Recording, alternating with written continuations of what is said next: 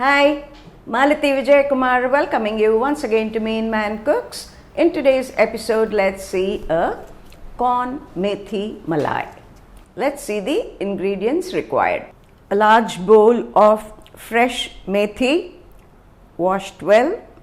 Let's chop it fine. A medium-sized bowl of American corn, 1 to 1.5 teaspoons of butter, 250 grams of frozen white gravy, a teaspoon of pepper powder, half a teaspoon of jeera, 1 to 1.5 tablespoons of fresh cream, salt to taste, a teaspoon of oil. So now let's get started. I'm going to light the gas. The wok is hot. Let's add a teaspoon of oil. That's it too. Now we'll add a teaspoon of butter as well.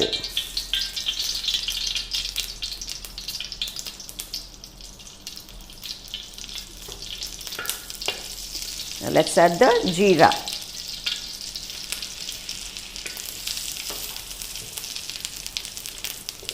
Now the American corn. Today we are using the frozen American corn. This does not require any steaming.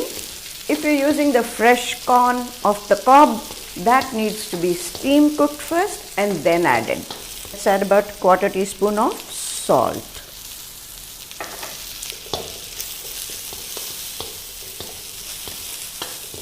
And now the pepper powder. If you have white pepper, you could use that.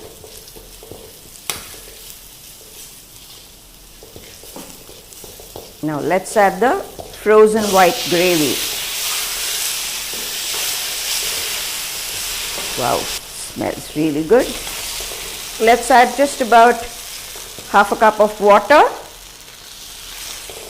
That enables the frozen white gravy to melt a little faster. The option is yours. Today we are using black pepper powder. You could even use white pepper powder. Black pepper powder is a little more spicy, so we prefer this. Cook it on a very low flame. Do not be in a hurry for the white gravy to melt and dissolve in this other corn mixture. Let it cook on a low flame. In the meanwhile, your corn also gets cooked in the white gravy.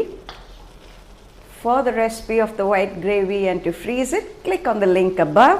It's a very versatile base. You can make n number of vegetarian and non-vegetarian dishes with it. Today we are using corn and methi. You could use paneer, you could use mushrooms, you could use gobi, you can use mixed vegetables. And for the non-vegetarians, of course, you can use chicken, you can use prawns, you can use nice chunky fish, fleshy fish cubes. It's done. It's come to a nice thick consistency. Now it's time to add our finely chopped fresh methi leaves. Oops, lovely. More so when it's homegrown. Smells good. Methi is very good for health as well. You can add a tablespoon or 2 of water, because one thing, when it cools down, it will thicken a little more, and we are going to add just a little fresh cream, which is also going to help it thicken. It's done. Now let's switch off the gas and add the fresh cream.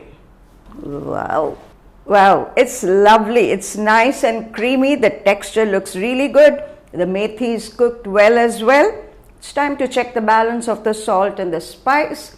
You could either add white pepper powder or black pepper powder, as we've already told you, if it's not spicy enough for you. Salt, of course, if you want a little more, you can always add. As it is, it may look a little dilute to you, but when it cools down, it does thicken and goes well with your rotis. So a little dilute goes well with the rotis anyways. Now it's time for me to taste it.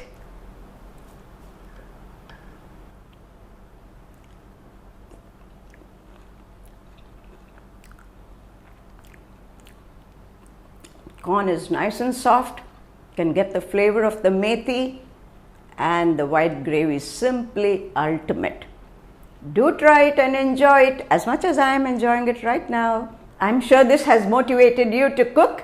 Do try it and give your feedback. For the recipe, click on meenman.com. For all your non-veg requirements as well, click on meenman.com and place your orders. Do follow us on FIT, that is Facebook, Instagram and Twitter. I'm sure you enjoyed it as much as I enjoyed showing it to you. Thank you.